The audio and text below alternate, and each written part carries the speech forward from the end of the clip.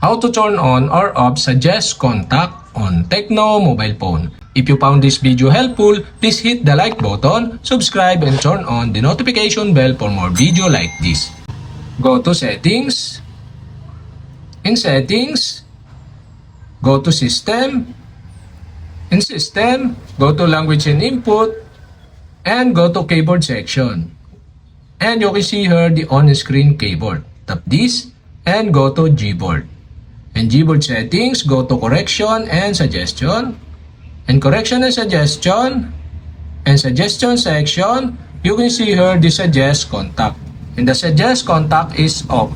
To turn on this, switch on the switch button on the right side and the pop-up will show. Now you can allow Gboard to access your contact.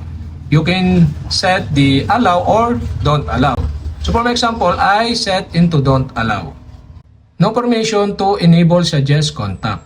So if you want to enable the suggest contact, select the allow on this pop-up to enable the suggest contact.